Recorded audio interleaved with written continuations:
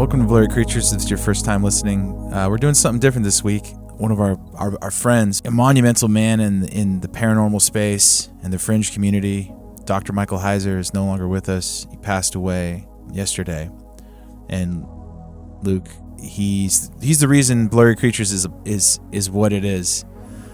I can confidently say that, without Mike Heiser and his work, I don't think this podcast would have gone this direction or even happened, because it was sort of his, when he kind of came into my sort of just sphere of understanding it, he made sense of a lot of things and sort of just lit a fire, like, this is what this podcast needs to be about. Yeah, it's funny how things go. But you were really into Heiser's work and into his way of teaching and reading the Bible, and it was new to me coming into Blurry Creatures. And so, funny, even the first time we interviewed Mike, I didn't really have a lot of context for it, and we got to grow a friendship with this man who, since then have read Reversing Herman and The Unseen Realm, which are just really paradigm shifting and changing. The way that he approaches the Bible and the way that he takes everything back to the original language and context, for me was just, it opened up the Bible in a new and fascinating way, and in a way that was very much tied to what the words actually say, and that for me was so important. And over the last couple of years, getting to know Mike, and even his things as crazy as just talking football and fantasy football, which he was such a big sports fan, which is the irony of someone who's so academic, I think, in his space. It was really cool to develop, a friendship with Dr. Michael Heiser, and so this is a hard week. Mike got promoted in a lot of ways. He's now walking with Jesus, and for someone that was very much about the divine counsel, and in his writing, he has a chance to sit with the council, and it's heartbreaking this side of eternity, and I know what God grieves with us, but at the same time, he took Mike home. So hard week for a lot of folks in our space. A lot of guests on our show either are direct friends with Mike or studied with him, and we're doing something a little different. If you are jumping in now, this is kind of we apologize for the change up this week, but I feel like it was the best way to honor a man whose life's work is life changing, and I think our hope is that as people that listen to the show, and perhaps even Nate and I, we can in some way carry on some of the work that Mike was doing in spreading the idea of reading and understanding, especially the Old Testament, and then the personage of Jesus through the context of the Old Testament and the original writers and words, and into the context and audience that he wrote to. And so we're gonna miss Mike. This is a hard one. Yeah, I remember, where I was with my faith I was in this stage of many years of questioning. Grow up in the Christian church, you hear all these stories, and I had a lot of, I don't know, I guess I had a lot of PTSD with just church culture growing up. I guess that's the best way I could say that. And then when I heard Mike kind of just say things in a way that made the stories make sense for the first time, stories that I had problems with theologically or socially. There's all this social stuff, and people are questioning their faith because of the modern movements, and it's hard to make sense of these stories. Mike saved my faith in a lot of ways. Without Mike, I don't know where I'd be, and I was going down some really wrong rabbit holes, I think, in terms of theology. And Mike was instrumental in my life and helped me make sense of a lot of the Bigfoot stuff that that was sort of my hobby. I loved listening to it. It was just something different. It was fun to let my mind go there when I was trying to stay busy doing work. And Mike kind of made it all make sense, that the weird stuff never left. So we're going to re-release our first interview with Mike Heiser today, and sort of a tribute to one of my favorite episodes. The first time he came on, I was a little nervous. I remember when I did the interview because it was like your Super Bowl, man. I remember because I didn't have a lot of context for it, and I was like, man, Nate's a little nervous on this one. This is a big one. And so, in releasing this, we just want to say our prayers and our thoughts are with Drenna and the Heiser family, and Mike stepped into eternity, into that great hope that we all have, and the unseen realm was now seen to him, which is really a crazy thing. And Mike really walked and delved into the blurry spaces, and again, I don't think we can thank him enough for the work he did. He was the most humble man. He would talk about how it was none of his original thought. All he did was compile the work of researchers and across the millennia that had studied the scripture, and it was organized and presented in a way that I think has been very profound to a lot of people in this community. And so we're grateful to Mike for his life. I would hope that his work would continue as people pick up the torch and carry in his way of approaching and understanding the text in the Bible. What I think is cool about Mike is that he said he would go on 300 podcasts a year on average. And if you do podcasts, you know how much work it is to try to get your own show out or go on someone else's show.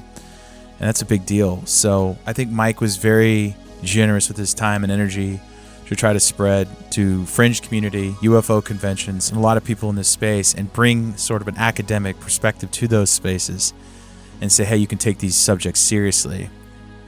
And he put a sense of seriousness to this whole community, that we're not all crazy tinfoil hat people.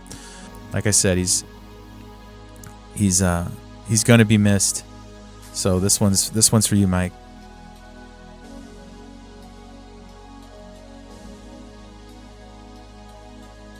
I'm going to assume at least one person is right, because if one person's right, it busts the paradigm. That's really all you need.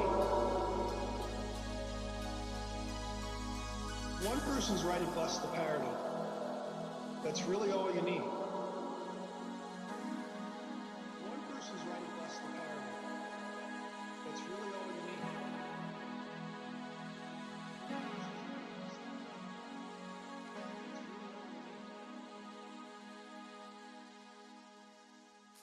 The history of our Earth is so different from what we can imagine. The Smithsonian, that if they found out about a large skeleton somewhere, was to go get it. I'm going to assume at least one person is right, because if one person's right, it busts the paradigm. It all goes back to the fallen cherub.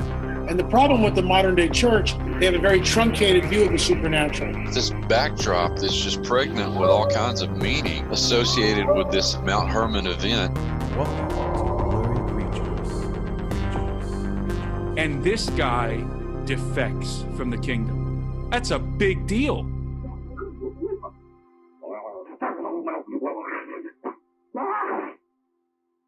Welcome to the show, Dr. Michael Heiser. Dr. Heiser, you have a great resume. You have an MA in Ancient History from the University of Pennsylvania, PhD in Hebrew Bible and Semitic Languages from the University of Wisconsin-Madison.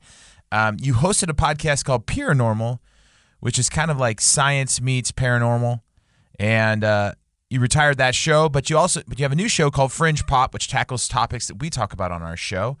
And you also have the Naked Bible podcast, where you try to teach people this, plugging in these narratives that we talk about on our show into the Bible and making sense of it at the Awakening School of Theology. Man, it's great to have you on the show today. Thank you so much for coming on. We wanted to bring you on the show because obviously I think you've helped many of people like myself kind of reread the Bible for the first time. Like I got really into Bigfoot podcasts. And started listening to these stories. And then once I started listening, I don't know how, but your episodes kind of kept coming into the things that I was listening to. And you helped me kind of connect the dots. Like my mind was open to the idea of Bigfoot. Mm-hmm. Like there's this, unexplained creature in the woods. There's a lot of things I don't know. And then when the giants and some of the stuff you talk about kind of came into the story, it was like, I grew up in the church. I heard a lot of this stuff. Half the Bible stories didn't make any sense to me. And I kind of kept that to myself, Only half? Well, the ones that I could remember. Yeah. And, just growing up, you never have those answers. So I just want to say thanks because you help connect the dots. And you say that a lot on episodes. Like, you never had an original thought. You just connect the dots. Right. And I've heard you say that a lot. Yeah, it's not magic. It's true. I have to ask you, have you had a Bigfoot experience though? I saw something. I saw a creature as a child in the window of my parents' house. It wasn't Bigfoot. And it wasn't till later on in life when I started hearing other people describe this creature that I was like, maybe I didn't make that up.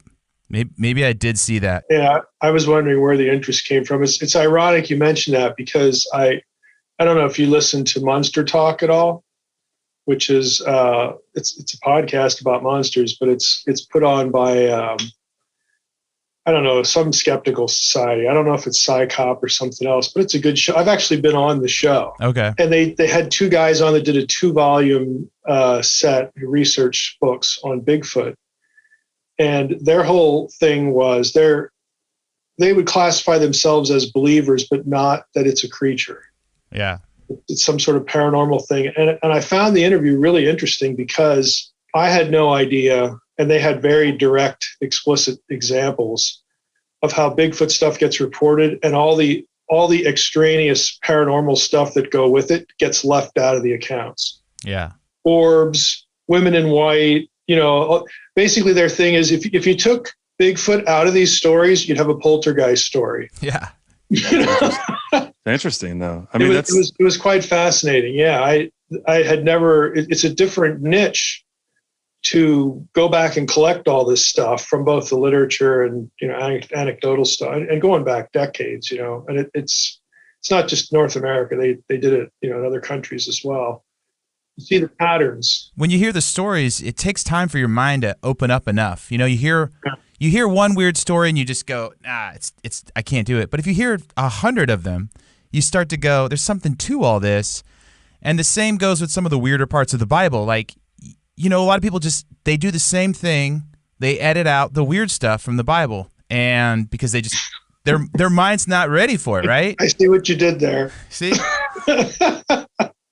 You're a broadcast professional right there. But I love the weird stuff. The weird stuff is what kept me going back to the podcasts, to Bigfoot, and now it's like I can reread the Bible with fresh eyes. I feel like a kid again.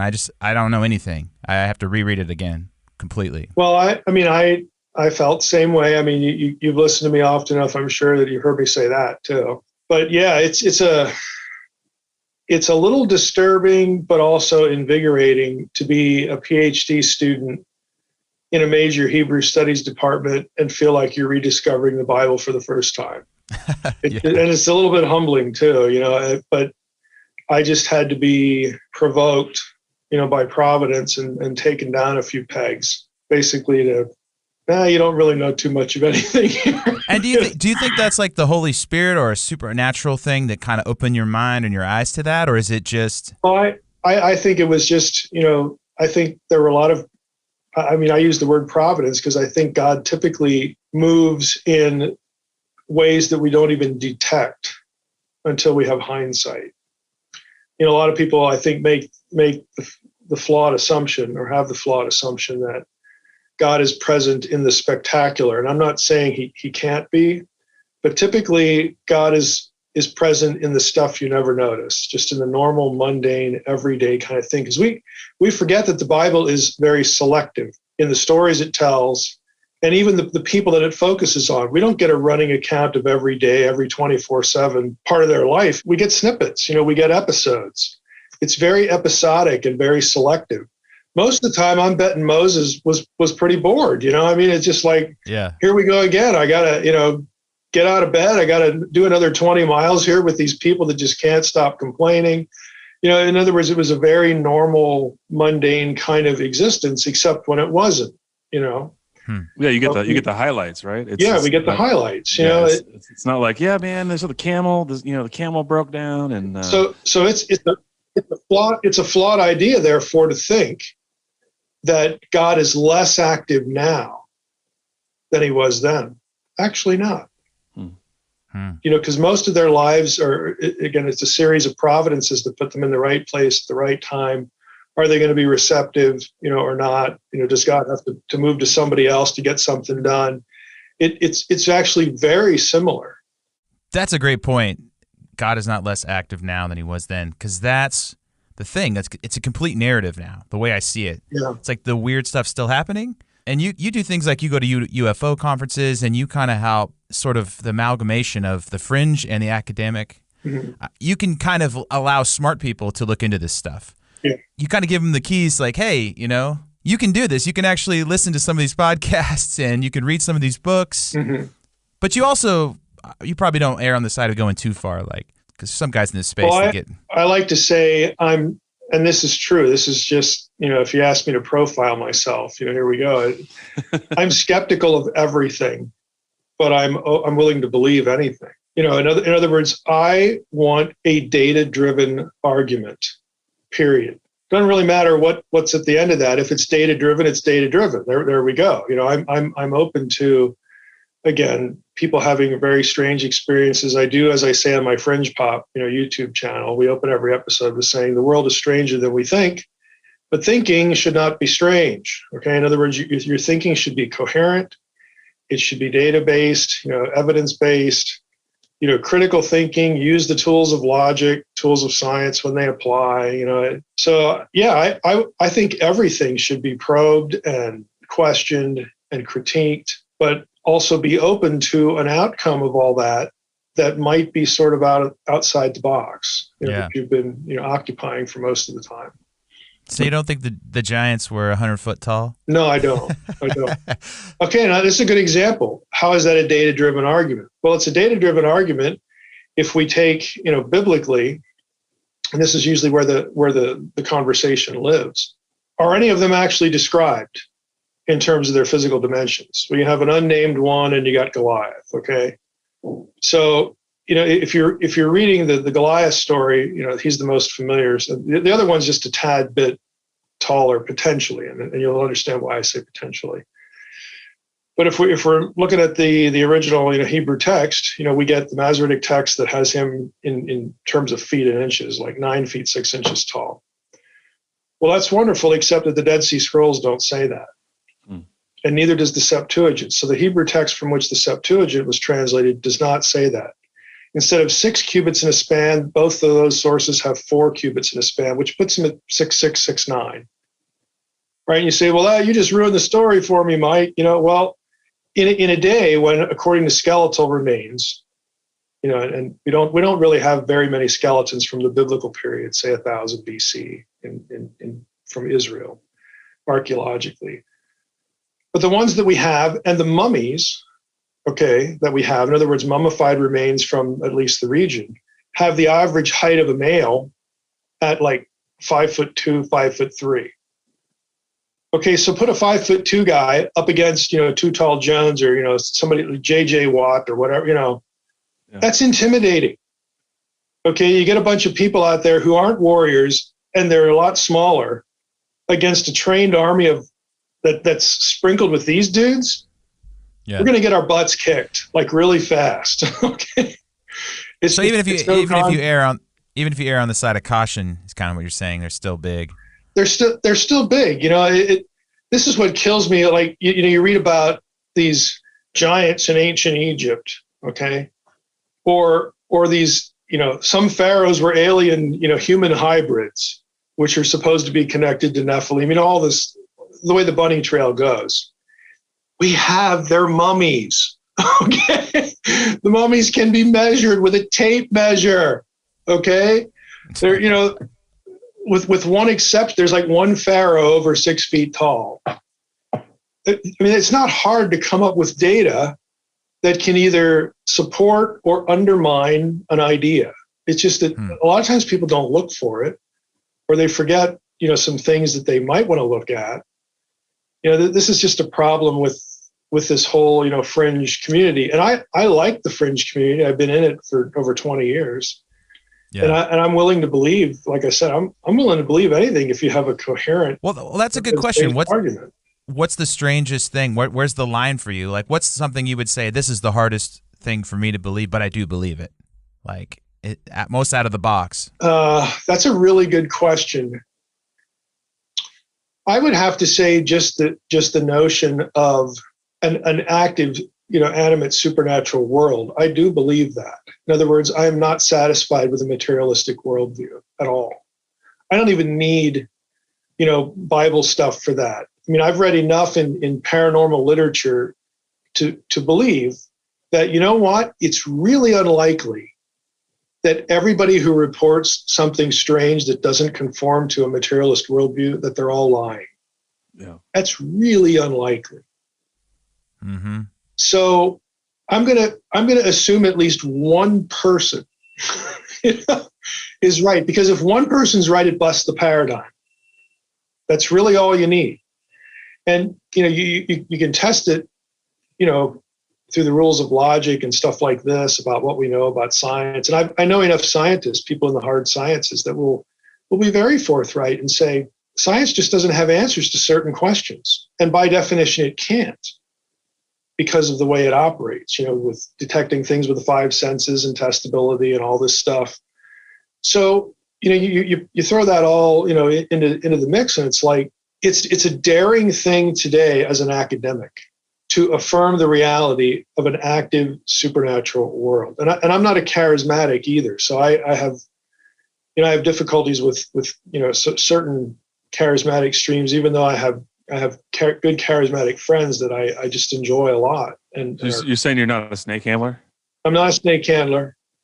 I've actually been ruined. Let's be honest with you. I think I've actually been ruined with respect to charismatic movement stuff by my reading in paranormal literature, because I know that I can find exactly the same speaking in tongues phenomenon over in some religion that is about as far away from the gospel as I can possibly get.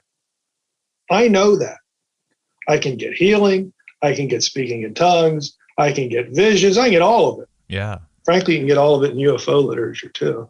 But if you widen the net, it's all there. And so that leaves me in a quandary. Like, somebody comes to me with a story about this or that, and I don't shoot at them like, hey, you need to go over and read this book about what they're doing in Hindu land or something, and to invalidate your experience. I'm not going to do that.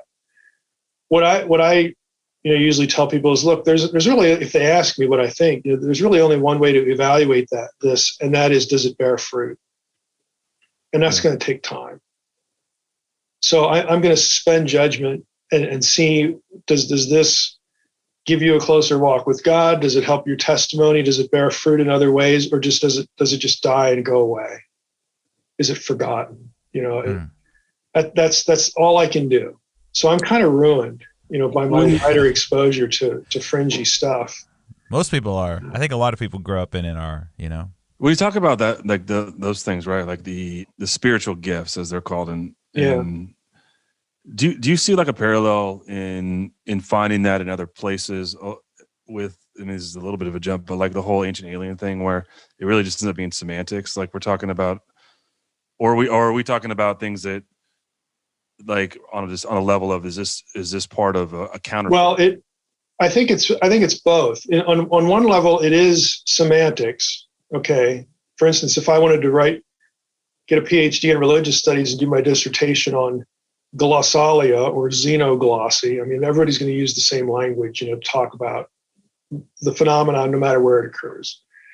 So the phenomenon has consistencies, but we really have two choices. Well, three. One, everybody's lying, which again I don't think is coherent. Number two is it's self-induced, or number three, there is a supernatural power. In other words, some non-material power behind this. If you opt for number three, then you got a choice to make. Is it good or evil? Is it of God or is it of not? Is it not? And so at that point, I think you get into the counterfeiting territory. To me, it's not a stretch at all, given what we know about, from Scripture about the supernatural world, that the spiritual gifts could be counterfeited. I mean, you look at Deuteronomy, 13. Everybody knows Deuteronomy 18. If a prophet says something, it doesn't come to pass, then you stone him. Right. Well, we kind of forget that there's Deuteronomy 13 too, which has a prophet saying something and it does come to pass. They had the ability to do that. But if the messaging is, again, contrary to what the Lord says, get rid of that guy. Dang. It's like it's testing the spirits, right? Jesus. Right. It's testing the spirits. And so, you you have these sorts of things, you get these little snippets in scripture, even like laws against necromancy. Okay, scripture has laws not because things can't be done. Like there's no law that says thou shalt not jump off a cliff and fly across, the canyon there. And well, of course not. At least I know I'll never disobey that one. Right. It has laws in because things can be done and should not be done for different reasons. So you have laws against, commands against doing things on supernatural turf, and there are good reasons for that. God's not just like a killjoy. I mean, it's for your protection. Plus, why in the world would you think, given the fact that you're a human, you're embodied, that when you're on this turf, you know what the heck's going on? Why would you think that thought? It's ridiculous. You think a lot of the things we see like that are kind of crazy stem from that, like the Babylon workings and all this crazy stuff that we know about that happened? I do think there's a good bit of that. I'm willing to assign a good bit of that, and I'll put the label of misdirection on it. Something that blinds people to the truth in terms of here's something you should believe as opposed to believing what you're off believing now. I don't think it's necessarily there to demonize or harm a person physically or something like that. I think it's more misdirection than anything, even though the other can happen as well. But I think you're into both. So sometimes, there is a semantic art issue there. There's a lot of similarity, but there's a lot of dissimilarity too. Yeah. When it comes to the ultimate messaging.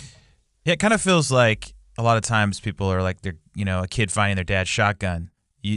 There's a lot of power here, and if you're not trained. Right. Someday I do want you to use this. Yes. But we're not that day yet. Yeah.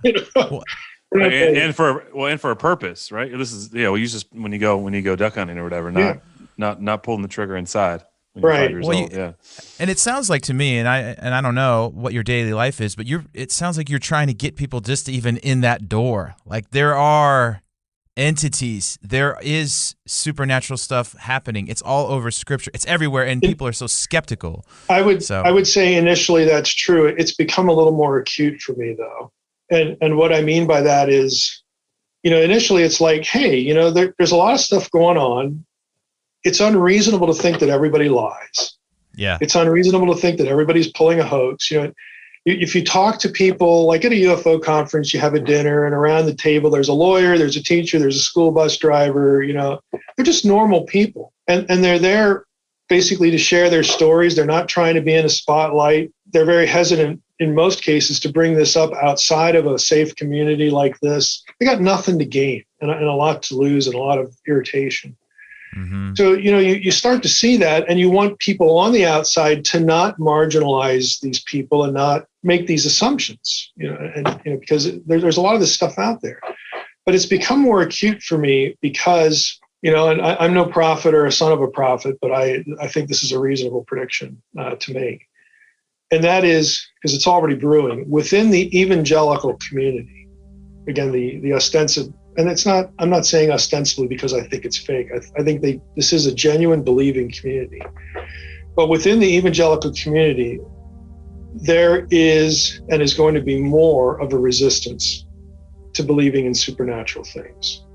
Even the stuff that I write in my books, like Divine Counsel and, principalities and powers actually being real, that the Old Testament writers actually believe the gods of the nations were real and they're trouble, we stay away from them, all this sort of stuff. There are a lot of evangelicals who just don't have any time for that. And what the reason it concerns me is that if I were an enterprising atheist, you've just given me everything I need to undermine anyone who follows you.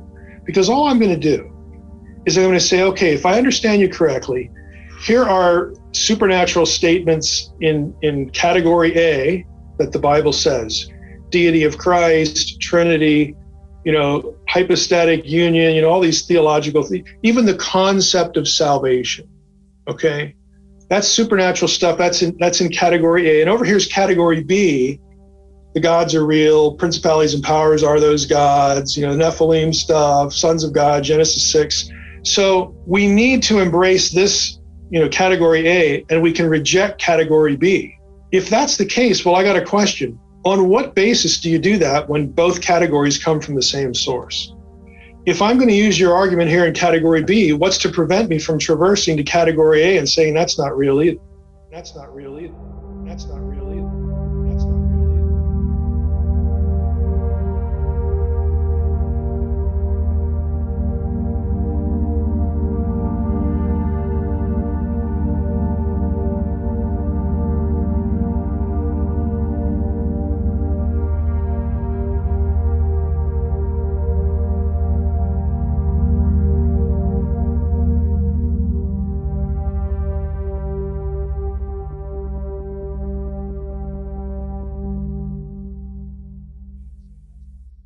Yeah, exactly. You know, I parse the equation for me. I've had these conversations with some of my friends they have, podcasts like this, and they push things that like Satan doesn't exist. There is no, and I say because they have this idea, it sounds like, that the conservative church is the problem because we haven't progressed. We don't know the issues. And I'm like, well, what happens when an alien shows up? That means, all your fear of bringing the supernatural into the conversation is out the window. People will not believe in Christianity, your Christianity at that point, right? I got one that's even more likely. What happens when masses of people around the world are convinced that aliens do exist, whether you actually get one or not? Exactly. That's the threat, right? You can move those herds. You can move those herds without even producing one. Well, Ancient Aliens is already doing it, right? And then the problem... Right. The problem becomes the same thing. It's the same problem. So I think that we're kind of, and I get it this is how it goes. Well, and again, I'm not saying this makes any sense, but somehow lots of evangelicals have convinced themselves that it's okay to demythologize the Bible for category B. But we have to have category A because then even calling ourselves a Christian would make no sense at all. Right. Well, the question is still on the table. On what basis do I have these categories and pick one and reject the other? It really just doesn't make any sense. And what it really comes down to in a lot of conversations is, well, I think the stuff in this category is just more respectable. I mean, I can believe that and people won't think I'm crazy. Yeah. Again, the question really isn't answered. The question isn't what do people think? The question is to you. Okay, you're the one that says you're the Bible believer. And if your only answer is, I feel more comfortable with column A than I do column B, I can have better conversations in column A than I can with column B, that's really not theology. Yeah. That's like looking to feel, that's looking inward. It just doesn't, it's not coherent. Do you feel like that's by design? Like if everyone doesn't believe, if everyone gets like, they're hardcore into evolution, they don't think anything supernatural, we just kind of all evolved, then, there is this mass deception that could sweep in and deceive millions because they're primed. They're almost so far to the left that if something comes from the right, they're not thinking about it. They're not seeing it. It's like, oh. Yeah, I think people can get entrapped for all sorts of reasons. There are plenty of Christians out there who accept both evolution and a supernatural world. There are plenty of Christians out there who don't accept evolution and don't accept a supernatural world. There's no neat way to sort of, create the taxonomy and then be able to pick, well, okay, this one's going to get attacked this way and go that direction and all that. So, I think the threat, the threat is common. The source of the threat, again, I think is intelligent evil. That's common. The strategy is what I think is different. In other words, the path that people can be led to or are on and don't see the implications of it. I think there's significant variety there. And I think part of the cure is to have conversations like this one, write books and do podcasts, at least get someone to consider the implications of what they believe and what they're asking you to believe. And I think we can do that in non-confrontational ways. Like when I, it's been a while since I don't know, maybe 5-6 years since I've spoken at a UFO conference, but back in the old days, I did Roswell, I don't know, for 3 or 4 years in a row. And there was always this one woman in the crowd. Like, I don't know if do you always take vacation at the same time of the year and go to the same place? The Roswell, conference. But we would refer to her as the Gnostic chick. And she was a Gnostic and she was committed, but she's always there, and she wasn't bombastic or anything like that. I mean, this is a thoughtful person, and she always had good questions. And what I would ultimately end up telling her, depending on what the question was, is, look, and you're doing this in front of everybody. Here's what I need to switch side. Here's what I need to come over to your side. I need you to demonstrate this and this and this and this. So that was a way of me not just saying, well, you're just some crazy chick that shows up every year, because that would be disrespectful and really untrue, in her case. But it sort of gave her homework. So it didn't validate her position, but it let her know that I was taking the conversation seriously. And I might be thinking, you really don't have a prayer of ever producing these things, but I'm not going to just dismiss you because of what you believe or what you think. And I was being honest. If you can do this, this, and this, and this, well, then you win. Then you've got the compelling argument. I love this is where it's going though, Mike. If you're UFOs, what do you, if you're speaking to these UFO conferences, what, aside from, engaging with this Gnostic woman, like what kind of, what platform are you presenting when you're talking about UFOs in that space? 'Cause I'm not familiar with. Well, I would usually get invited to a UFO conference for one of two reasons, or maybe both. One was people liked to hear me talk about, could conservative, Bible-believing Judeo-Christianity, could it survive or sustain a genuine extraterrestrial reality? Okay, so that was like lecture one. And then I'd invariably get looped into the ancient aliens thing. So that was usually took the form of a critique of Zecharia Sitchin, or let's talk about Ezekiel 1, or something like that. Okay. So I would get invited for one of those two things. And I really liked the first talk because it's important. And but it gets me into a better understanding, because I think the dominant evangelical position about what the image of God is weak, and it is very ethically tenuous. And I'm even willing to call it dangerous. So it would get me into the image of God issue. And it was also an opportunity to go through the gospel, because ultimately you get to the question of, okay, if there are aliens, does Jesus have to go in all these worlds and die? So you have to talk about what the atonement is, how it's accomplished. So that invariably gets you, through into a gospel presentation and talking about the theological subjects that attach themselves to that. So that was always good. It's a surreal experience to be going through the plan of salvation in front of 400 or 500 people at a UFO conference. But in the context of aliens, right? In the context of aliens. But people, I've said this and it's offensive to a lot of Christians, but it's true. So, okay, deal with it. But, the average person at a UFO conference is more primed to have a good theological discussion with than the average person in church. Those people are ready for the conversation because they're hungry. They're hungry, and they're already thinking about the major big picture questions. Who are we? Who is God? Like who is God? Why are we here? How did we get here? These are all the big overarching theological questions.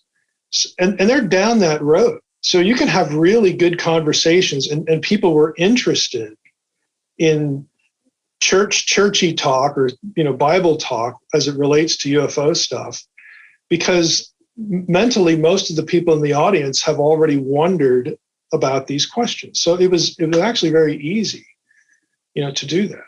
And there's a lot of evidence, of ancient history, and you do a little bit of studying, you realize that the answers you're given don't satisfy. Yeah. The difficult point for a lot of people on both sides, whether they're Christians or not, is to realize that questions aren't answers. Bad answers don't necessarily reveal the right answers. Yeah. Ancient aliens, I understand why it's popular, because it offers, just think about the intelligence.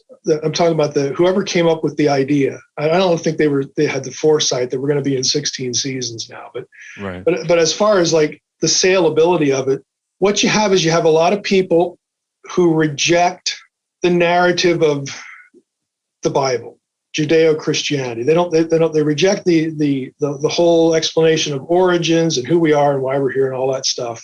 But at the same time, you also have people who reject a Darwinistic approach. It's unsatisfying for any number of reasons. So there's this middle realm. And what Ancient Aliens does is it allows people to retain mystery to life. It allows them to seek and believe in something transcendent. It allows them to answer all the questions they have without appeal, to these other two poles. It's this middle road that addresses all the important questions, which is why people find it so attractive. Plus, here's the bonus. It comes with zero spiritual accountability. It's like New Age. It sounds like the New Age movement almost. Like it's just, you can fit in this, you can find this little niche, this area, and there isn't any accountability. It's kind of whatever you want to make it. It gives you a place to disagree with the other two poles. Right. And have the discussion that you want to have. Yeah, you can carve out your niche, and then you can market yourself to that niche, and you can grow the niche. And then the problem is like, have you watched that? There's a documentary on Netflix about. It was in Oregon that they started this cult. Oh yeah, Wild Country. Wild Country. Have you seen that? No, I haven't seen it. With man. Osho. Are you familiar with the Cultish podcast? No. Okay, it's two. This is going to sound crazy in and of itself. It's two reformed guys who are open to the spiritual gifts. Like those two things don't go together right out of the gate. Right. Yeah. But they talk about cults, and they've done some of that. So I've heard a little bit about some of these groups because I listen to Cultish, but I've not seen the show. Yeah. Well, Wild Country is just started out this little like commune, and it just grew into this massive thing to where the government had to get involved. It's a wild documentary. You got to watch it. It explains a lot of the phenomenon. This is back in the 70s of like how people can get into something and then they think they're having a spiritual experience or they think they're finding the truth, and it just grows to this massive level. And I saw that in the music industry. Like a band would kind of put out a persona and then they would just blow up to be this huge thing, and they were like come backstage and they'd be like, man, this is like the caricature that I'm playing has grown beyond, like they don't even take it serious, but all the fans do. Mm-hmm. It's a weird thing that happens when things go viral or massive. Mm-hmm. And I want to say, one of the questions I always have for you when I'm listening to your podcast, and I can't ask you the questions, but I'm thinking them as I'm doing housework or whatever, is how, my understanding has evolved to where everything's so much bigger now. Is that how, like when I think about Christ and what Christ does, it seems like there's so much more going on. Like when I think about the transfiguration, there's deeper layers. How has that, the idea of Christ, grown for you since? I would say exactly the same way, that the more interconnectivity you see, your sense of the bigness of whatever it is you're looking at in terms of the passage and the concepts therein, that has to grow in relationship again to that interconnectivity. You take the transfiguration, there's a lot of Moses imagery, there's a lot of Exodus imagery in there, the cloud, the voice, the whole bit.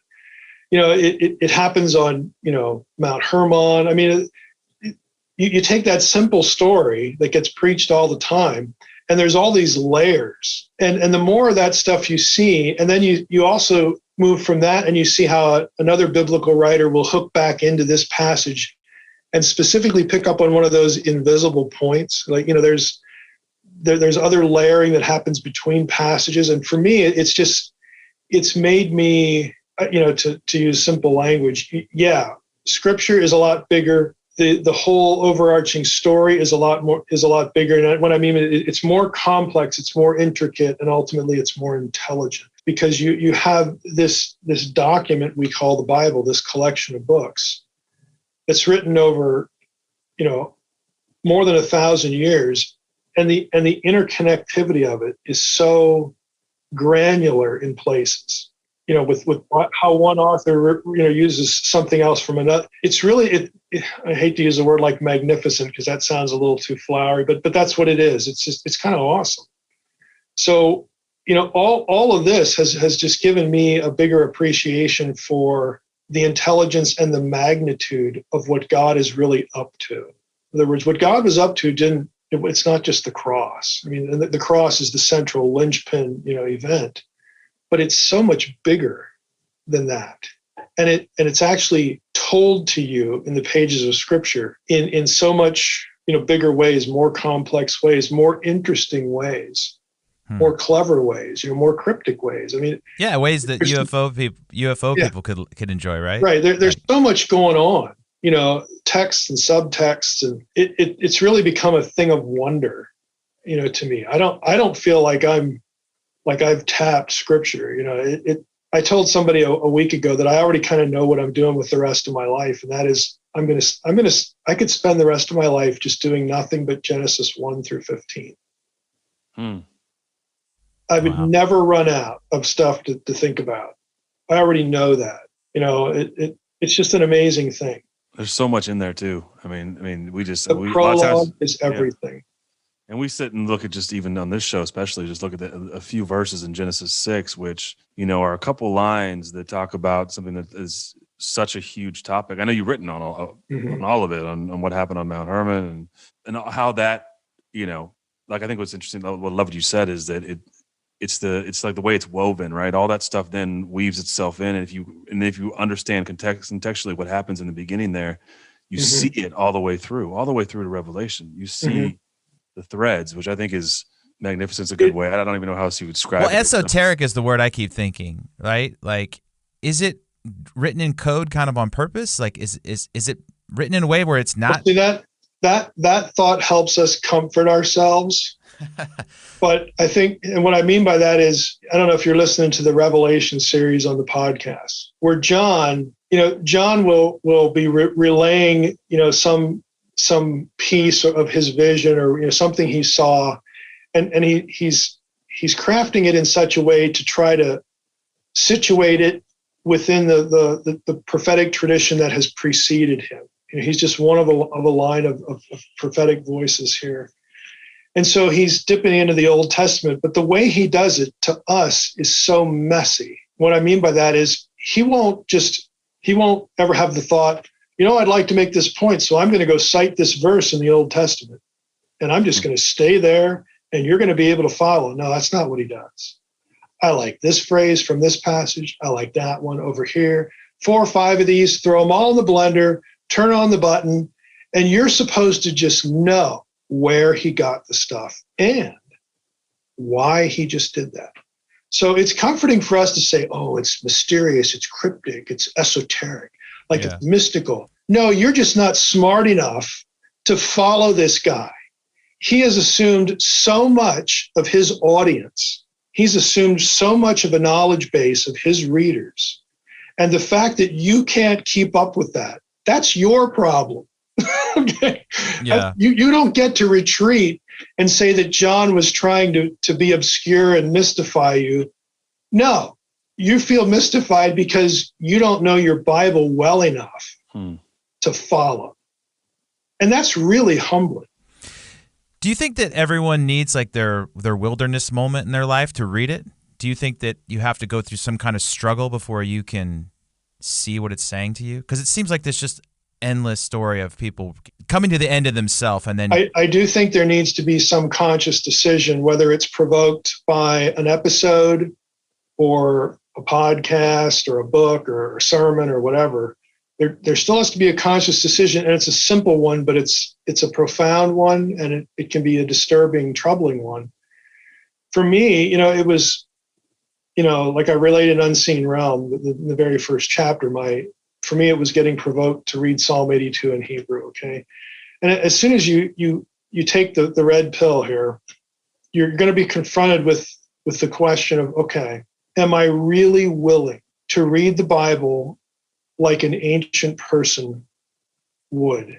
And what that means is I'm going to dispense, or at least just set aside, my community tradition.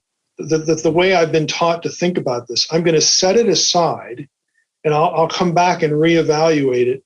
But I'm going to take a long trip down this road, knowing that, when I get far enough down, I may not revisit this, or I may only revisit part of it. And if I don't just come back full circle and say everything's the same, if I change some things, I could lose friendships. I could lose job. In my case, it was, is anybody ever going to hire me? I don't fit anywhere. It's like I went, 15 years of graduate school. Like, am I going to find work? Because ultimately the question I'm going to ask in a job interview is, am I allowed to say I could be wrong? Or no, it could be this way over here, even though our tradition looks at it this way. Do I have the freedom to do that? And I'll be honest with you, if you're looking to be a pastor or a professor somewhere, in many places, you're not allowed to do that. Yeah. Yeah. I've experienced that. Yeah, there's so many risks. I mean, I have people write me messages like, man, I love what you said on Twitter the other day. If I said anything like that, I would be afraid to lose my job. I mean, this extends from just people speaking their minds on social media all the way up to pastors of churches, mega churches. The cancel culture is so much deeper and real than anyone even realizes. And I think I kind of want to get back to the question of Jesus again, because like if you could put in a nutshell to people at a UFO conference what Christ does, what would you say? Like, what does he do? Where does he go after he's crucified? What ultimately does he do? Because now that you plug in the giants and the watchers and Enoch and other things, there's not many people that can just encapsulate in a few minutes what does Jesus do? Like, what does he really do? If I were giving a talk like that, I don't know what I would title it to fit with the UFO conference, but if I were, I would like to show them that if we take this account here as legit, real, and not only just Genesis 6, but I would present to them why the world is such a mess. There's 3 reasons. Genesis 6 is a big part of this. I would want to show how Jesus and the way his work on the cross is presented, and the resurrection and the ascension, the whole bit, how it systematically reverses all these things. I'd want to talk about where he goes and why and what conversations he has and what the implications are in terms of reversal. So I would want to present, this is going to sound really weird or inappropriate, but it might make you laugh, but I would want to present the story of Jesus as spiritual warfare. Because that's what it is. It's not just this historical event thing that happens and now I can have forgiveness of sins. Okay, we're done now. Like the way we talk about it oftentimes actually strips the cosmic dimension out of it. Exactly. When all of that is actually an integral part, to what the whole story is. So you got to have, it's like a good movie. You can't miss the introduction. Because the introduction is going to create the tension. It's going to introduce the main things that the film's going to deal with. It's going to give you sort of the plot trajectories, where they begin, and then the ending is supposed to resolve this stuff. Well, that's how I would want to present it. Here's the prologue, Genesis 1 through 11. Why should we care? Well, it explains why the world is just the awful mess that it is. It explains both human and supernatural evil. Here's what we're up against. We're estranged from God. We've got all these other problems, and not only that, but we have spiritual powers who are opposed to God's interest in having us back. The rest of the Bible is the story of God not giving up on the original plan, but now he has rivals and enemies on both sides. So this is the story, and then how Jesus walks all those things back and brings them to resolution. That's what I would want to do, because I can guarantee that 99.9% of the people in that room have never heard the gospel presented that way. It's always about clean up your act, get your sins forgiven. And the Lord does, the gospel does that. Yeah. It does that. But that needs to be situated in this bigger. It's like the last 5 minutes of the movie. Yeah. It's like, I say that all the times. I think that's why we have 40,000 denominations of Christianity, because everyone's watched a half-over movie, right? And they don't know how to make sense of the story. Right. So we just keep this is what we think happens. Go with your metaphor. They've either missed the prologue, or they only know the first of 3 scenes in the prologue. It's the serpent in Eden. We're taught not to see anything supernatural in Genesis 6. And we never even get to where Daniel gets his theology, Prince of Persia, Prince of Greece, Like, did he just invent that? No, it's what happened at the Babel event by virtue of Deuteronomy 32, 8, and 9. We never get that because our English translations are not following the Dead Sea Scrolls. We literally can't even see it if we went looking for it. So we've got one of three parts of the introduction, and we have no appreciation for, again, how the story ends. The whole, all these trajectories are lost. So when you talk about, just to go back to this real quick, when Jesus doing the reversing those things that the Mount Hermon put into motion, if you give like a Cliff Notes version of those things that he did, what were those things that he did that reversed those things that were in motion? All right, humanity has three problems. Okay, we're all familiar with the Eden story. Okay, the serpent in Eden and all that. The Nakash, who, I think it's pretty clear is a supernatural being. So we've got supernatural opposition from the beginning. We've got the beginning of human rebellion and supernatural rebellion. So the end result of that is we have estrangement from God. Most Christians, again, are going to know that. We also now have a death problem, which is why the supernatural rebel is sent to the Eretz, which, yes, it does mean earth, but it's also a word for the underworld. Now we have an underworld all of a sudden. Why? Because now we have death. And every human being is going to end up there. Everything dies now. So that's problem number one. Number two is we got the Genesis 6 thing, which really isn't so much about the Nephilim and all the stuff we like to gravitate toward. Again, I discussed this at length in my Demons book and an Unseen Realm, but especially the Demons book. The real problem there is depravity. So on the physical level with the Nephilim, the people of God now have a lethal threat to deal with. And they do. The Nephilim were wiped out by the time of David, who wipes out the Nephilim? Moses, Joshua, and David. What do those three things have in common? They're all foreshadowings. They're types of the Messiah. The new Joshua, Yeshua, Jesus in Greek in the Septuagint, Moses, and David. Okay? So we've got the physical problem taken care of, but the spiritual problem, which is a depravity problem, this goes back to what the Watchers teach people on how to be more efficiently self-destructive and depraved, that continues. So that's something that has to be dealt with. And then number three, we have the fragmentation of humanity. God divorces humanity as in a judgment. He's going to start over with Abraham, who's a new Adam, and there's parallels between Adam and Abraham and all this stuff. So he assigns the nations to other sons of God. Okay, they're placeholders. He's still interested in them because we know that from the Abrahamic covenant. It's through one of your seed that all these nations are going to come back to me. They're going to be blessed. But now we've got humanity totally fragmented and under supernatural beings that themselves enter into rebellion. We learn that from Psalm 82 and some other passages. So this is the world as it is. It's a bad place. It's broken in lots of ways. So when the Messiah, if you believe this, then you're thinking when the Messiah comes, he's supposed to deal with not just the fall, Genesis 3, he better deal with all this crap. Okay. Right. And so when Jesus comes, we see the resolution of the Genesis 3 problem. We have the death, burial, and resurrection. Okay. And you can't have a resurrection without somebody dying. Okay. So the death is essential, which takes us to 1 Corinthians 2, where Paul says, had the rulers of this world known what the fallout would have been, they never would have killed this guy. Yeah. And to set that up, I wanted to ask you this, so they thought they had to kill him. They thought by killing him, end of the problem. Yeah. So what in the death? What in the death?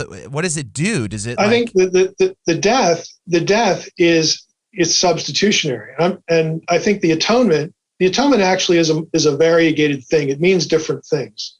I don't think we need to adopt one view of the atonement. I think all of the views of the atonement contribute something because it's not a simple one-way street. I love that. So, you have the Christus Victor thing, which factors into what I'll say here in a few minutes. But the death takes your death. Okay, the death that you would have died, he dies for you.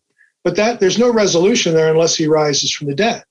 You look at the temptation of Satan. And Jesus goes out into the wilderness. He's compelled by the Spirit to go out in the wilderness for this confrontation. And, we're familiar with the story. Satan starts, quoting him stuff and promising him stuff, to Jesus. And one of the things he does is he quotes Psalm 91 to Jesus. This is the one about, if you throw yourself down, the angels will will, essentially bear you up lest you dash your foot against a stone. They're going to protect you and all this.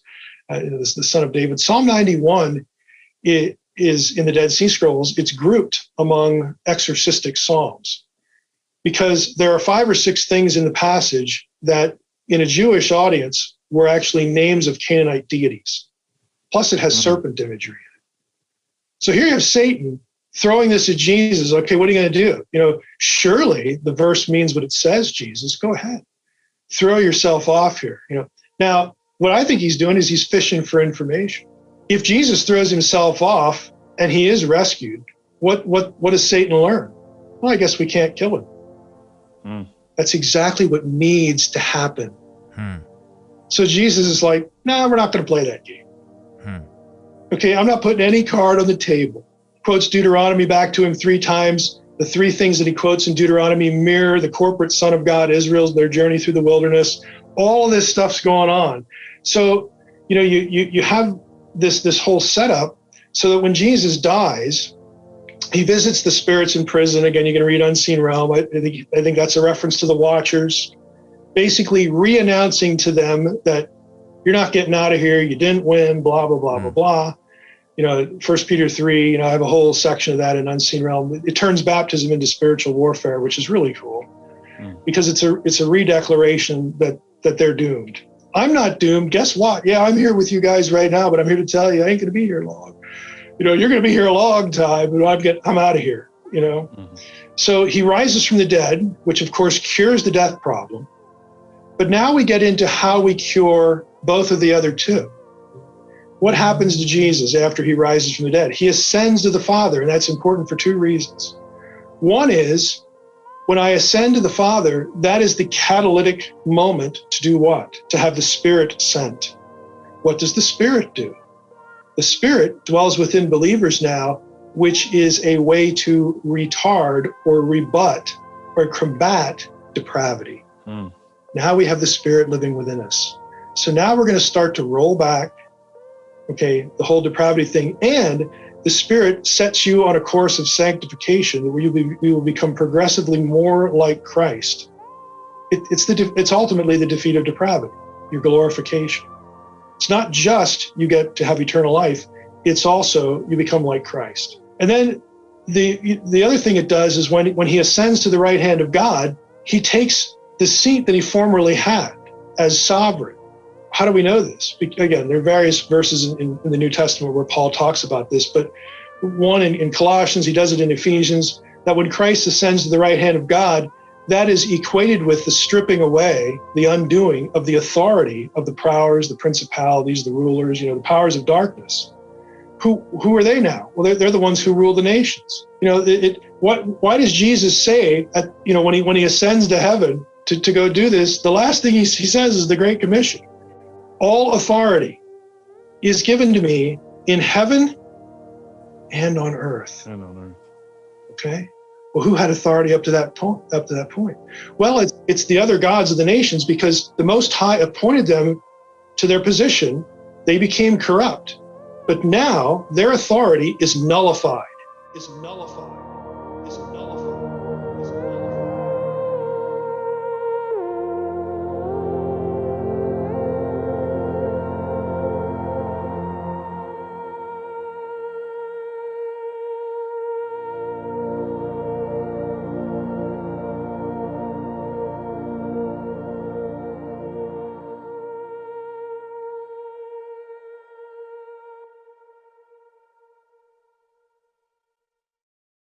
This is why Paul can go into pagan places, pagan cities. He's the apostle of the Gentiles, and say to them, I don't know if you guys have heard my little story about being on the pagan podcast, with the guy who worships the gods of Greece and Rome. I've heard it. Okay. I've heard it.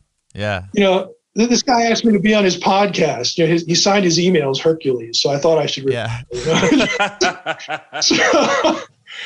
But he said to me, he goes, I just read your little book, Supernatural, which is the lighter version of Unseen Realm. And he goes, I worship the gods of Greece and Rome. And he goes, I can't believe that the same worldview is in the Bible. He goes, I just don't have anybody I can have this conversation with when you come on my podcast. So I did. And for like 5 minutes, he's given me Greco-Roman texts that have the Deuteronomy 32 worldview. And then he says, I have one question. if the Most High, if God, the God of the Bible, set this whole thing up, what does he want? Oh, I'm so glad you asked. Yeah. You know, what he wants is he commands Paul, I use Paul as an example, to go into a Gentile city, one of the nations surrounding Israel that's under dominion of these other authorities, the rulers, the principalities, and all this.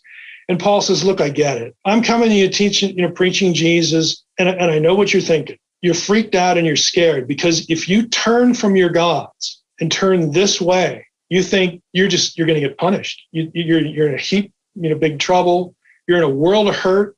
You're frightened. You're scared. I just want you to know that the Most High, who set up this whole arrangement, became a man. And that same Most High died on a cross for you and commissioned me to come and tell you it's okay to leave these gods. They have no authority over you at all. And you go back home. And not only is it okay, but the Most High insists on it. This has been the plan. So, Paul has the same worldview, but the twist is who's in control of it. Now, again, that doesn't mean that the gods are just going to, take their ball and go home. They're fighting for their turf. And this is why we need to redefine what we think is spiritual warfare. The question is like, are they flying the UFOs? Are these things still in control? Like, what are we waiting for? When is this story over? Like, it sounds like Christ mostly ends the chapter, but it's still kind of barreling on. Here's right? what I think. Here's why I think the deceptive nature, not only of UFO stuff, and again, I know there's more than one bucket to put UFO things in. There's 5 or 6 buckets. They could be craft that we've been working on. They could be, the result of supernatural intelligence to deceive us. In my view, okay, they could be extraterrestrial. Maybe that they're just a total other thing to discuss that isn't, intrinsically related to this. All these things these are all buckets for me. But in regard to your specific question here, you have a situation where Paul in the New Testament actually links the return of Jesus to the fullness of the Gentiles. That is, bringing all the people that God wants from their nations that are under dominion, bringing them back into the fold. Because that is the catalyst to the redemption of Israel. All Israel will be saved in Romans 11. And then the end comes. You have the second coming, the day of the Lord, and all this stuff. So all of that is actually linked to the Great Commission. Okay, if you want to know what spiritual warfare is, all you got to do is ask yourself one question. Okay, it's not shouting at demons. It's not, praying for, different rooms of the house. And I don't have a problem with any of that. I think those are good things. If they're faith affirming, go ahead and do them. Be blessed. Okay. But ultimately, what spiritual warfare really is, you can ask yourself this question: what are the powers of darkness afraid of? What do they dread? They dread their own destruction. And their own destruction is on a timetable, and it's linked to the reclaiming of the nations, which is the task of the Great Commission. So if I were a cosmic, intelligent, evil power, my strategy is really simple. I get asked all the time, do they think they could win? Depends how you define win. No, I don't think they're idiots. Like we're going to beat God and kill him off. They're not going to think that. But here's what they do think. All we got to do to stick around is to distract the church. We corrupt it. We make it worldly. We have Christians invalidate their own testimony to impede the Great Commission. We get Christians doing other stuff that doesn't factor into the Great Commission. We're going to be here a long time. Sounds like a good plan. Yeah, you just delay the inevitable, right? You're right. Just, and so the UFO stuff, that all the spiritual theological messaging that goes with this, I think is part of that. It's to seduce people into the things that in their heart of hearts they want the most, because God wired them that way. They want transcendence. They want a relationship with something bigger than themselves. They want to feel accepted and embraced, and validated and loved. Everybody wants this stuff. And so this is what fills the void for a lot of people. And you combine that, like in contactee literature, the messaging is very consistently redefining Christology, redefining the person of Christ. I don't know if I've ever heard a single contactee episode where Muhammad is redefined or Islam. or Buddha. Okay, Jesus and the gospel, who Jesus is and what he did is always the target for tweaking. I don't think that's an accident. I don't think that's an accident. I don't think that's an accident. I don't think that's an accident.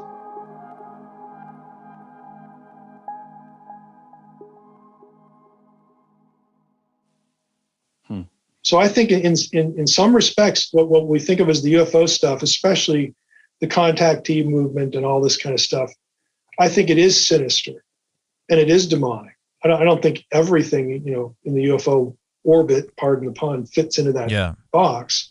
But I think it's a very significant element of this whole subject. It's really interesting though, because you're right. They don't ever go after Krishna or Buddha or they don't need redefining. Yeah, they're not going to put you back into. They're not going to send you home to the Most High. Right. It's not that's not the threat. You're still under dominion. Yeah. Even though the dominion's been invalidated, we're going to lie to you so that you stay right here. Mm-hmm. I know you got to go. We don't have a lot of time, but it's funny how a podcast on Bigfoot can go here, right? Like, that's what you wanted to talk about. No, like not at all. No, it's just like Bigfoot's the gateway drug. We say on our show. I did have one last question. I've always wanted to ask you. Why do you think God divides up the nations? I never really understood that. That just seems so different. I think it. Well, it's obvious. This is pretty much everybody's view that the tower was a ziggurat. And what's a ziggurat? It's part of a temple complex. So they're building this to have a relationship with God on their own terms. And the very act of doing this, it even says in Genesis 11, let's build a tower lest we be dispersed over, in other words, lest we obey what we were just told to do. Let's make sure we don't do that. So it's very clear that there's a rebellion here. And honestly, I think at this time, humanity has had enough chances where like even God is fed up. Like, look, I promised I wouldn't do the flood thing again. Right. So I'll tell you what we're going to do this time. I'm going to give you what you're asking for. You don't want me to be your God. You want to cultivate some other spiritual relationships. You don't want to be part of my family. Let's try that. And I think he assigns them again to the sons of God, Deuteronomy 32, 8, 9, Deuteronomy 4, 19, and 20. You can trace this through Deuteronomy. And initially, I think he wants the people governed according to his own character. He wants them governed well. And why do I say that? How do I know that? Because in Psalm 82, the gods of the nations are condemned for doing the opposite, and God is not happy with that. They not only abuse their nations, dominate them, really sow chaos among humanity, and of course, accept worship of themselves and even lead Israel to worship them, Deuteronomy 32, 17, all these places. They do that, and God is unhappy because we're just going to do this for a while. I'm going to go call this guy Abraham. Okay, I'm just going to pick this dude, and he doesn't know it yet, but he's perfect because he and his wife are too old to have kids. So I'm going to start a new humanity. And they're perfect because I have to be the one who supernaturally does this. And all their descendants are going to remember this and know that the only reason they exist is because of an act of creative power. Okay. So we're going to do this, and it's going to be through him that all the rest of you are going to come back home. But because of, God, the abuse of God's good gift of free will. Okay. I'm a free will theodicist, that it's intrinsic to imaging God. There's no getting out of it. Because of that, the whole thing just blows up because of the abuse of God's good gift, like it did at the beginning. God's not surprised by this. The first time it happened, he already had a plan. Okay, before the foundations of the world, God knew this. But, I get asked about why there's evil and all this stuff, how God fits into it. If you understand evil this way, what it means is that, evil's here because of this decision God made to give us free will, and we have to have that gift so that we can image him. If we can't say we're like God unless we have these attributes he shares with us. So that's true, but God already knew what the result would be from that. And isn't it interesting that God decided that he would rather have all the chaos and the pain that he shares. We think that God is immune from being affected by human evil. I got news for you. You think you know pain and evil better than God? God sees everybody all the time. So don't tell me like you've got a corner on this. God made that decision, which tells us that he would rather go through all that than to not have us at all. Oh man, that's so good. That's so good. Yeah. Yeah. And when we hear about the golden age, the original time when the megaliths are getting built and how depraved it really was, the fact that it goes on for as long as it did, and it's just like, man, this evil barrels on for a while. And again, we ask why so long? It's because God doesn't cheat.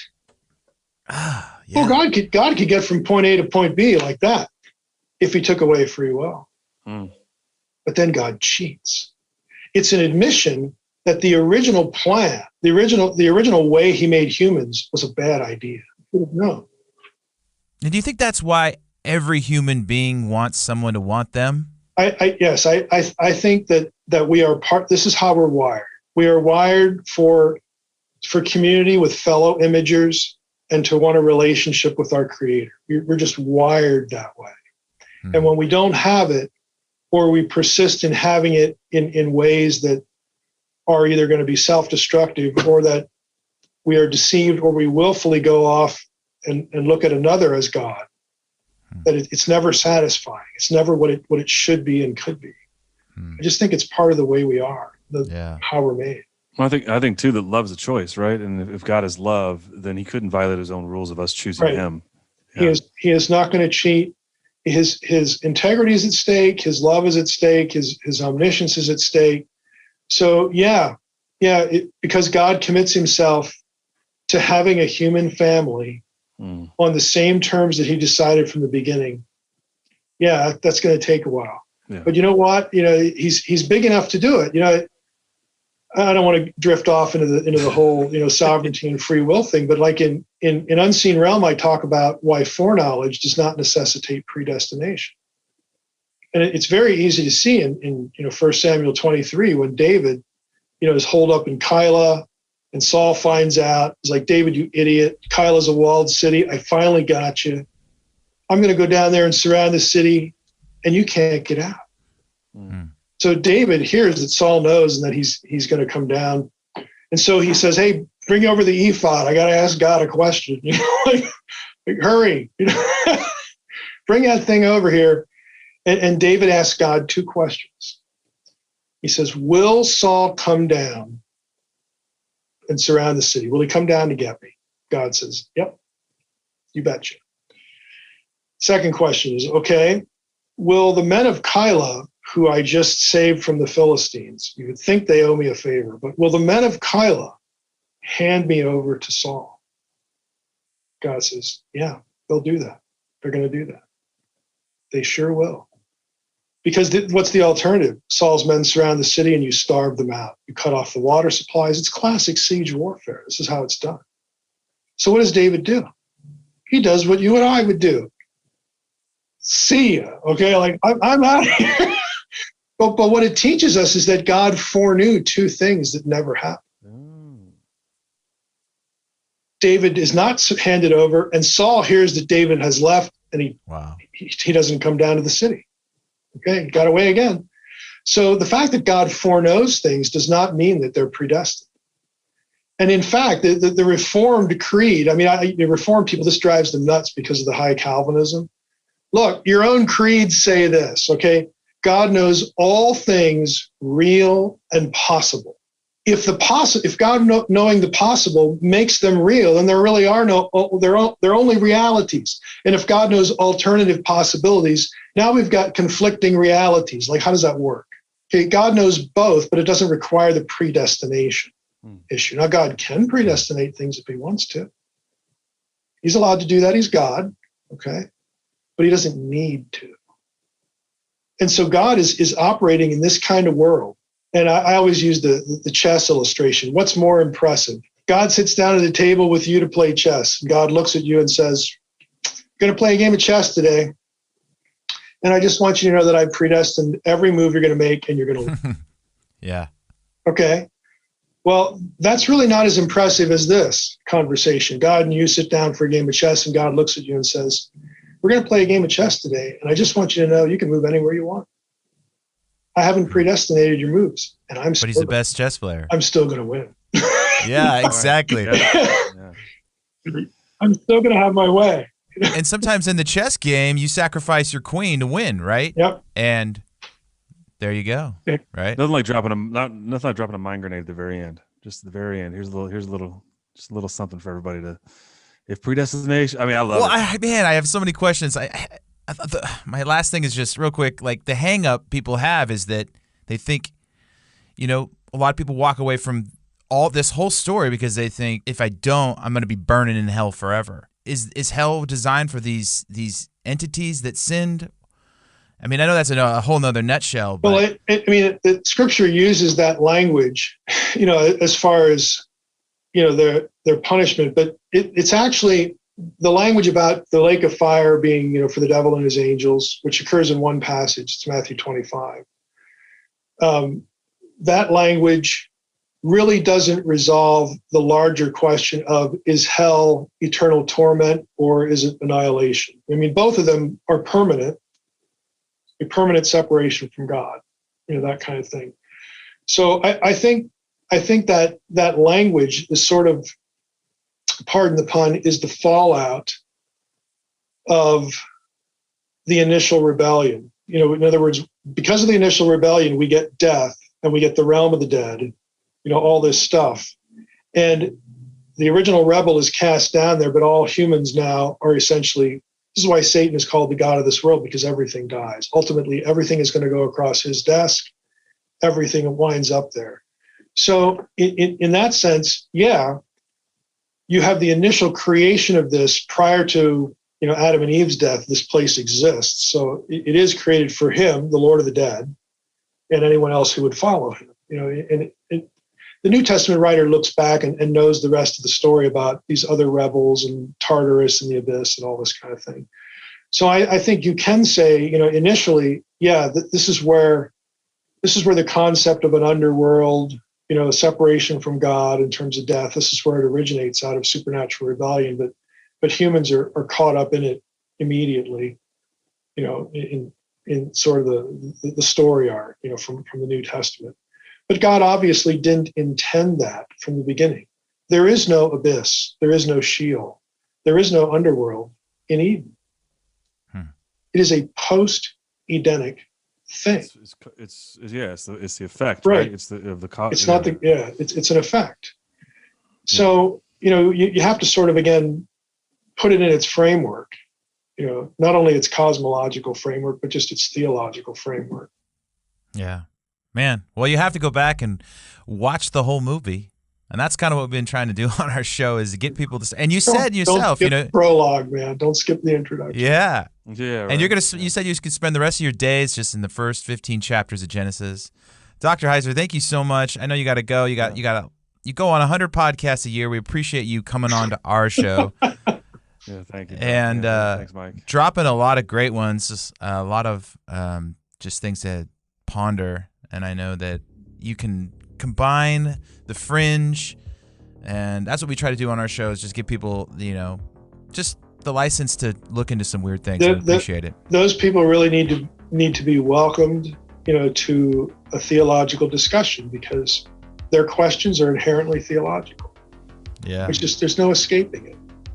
And they're ready to have a good discussion, whereas a lot of, people who not in the fringe world, or, sort of stayed in their own tradition, they're not as ready. It's as important for everybody, but the fringe community is important because they're already thinking about this stuff. Yeah, we'll have to have you back on if you're up for it.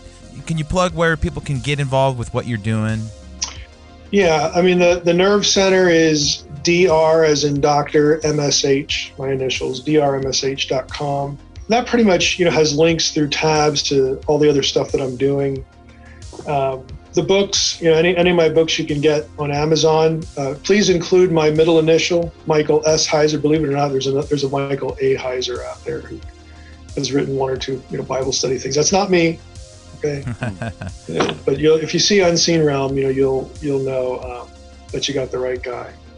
So Amazon's good for that. But yeah, the homepage will link to the podcast, Naked Bible Podcast. I have a YouTube channel, Fringe Pop 321, that we discuss, thinking about fringe things. So all that. Paranormal is another podcast. We've only got like 15 episodes of that, but we'll try to do another 1 or 2 of those where we discuss paranormal stuff from the perspective of peer-reviewed literature and science. Because there are actually scholars who are into these topics, but we kind of do that, but we're not that smart. So we're not scholars yet.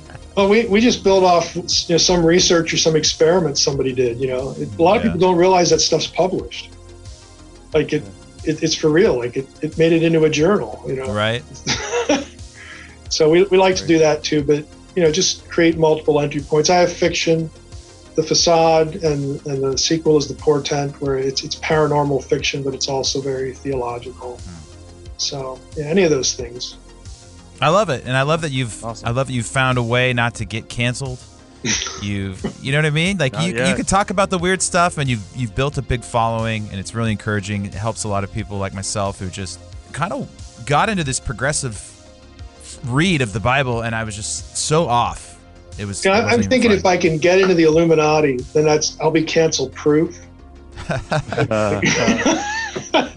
Hey, if that happens, we'll just get us in too. We want to be moles. Yeah, we want to know what's going on. I can be a reference on your application. Perfect. It would just teach us the handshake on the sly. Yeah. And if you had to say yes or no, is Bigfoot out there? Oh gosh. Yeah, he's out there in some form.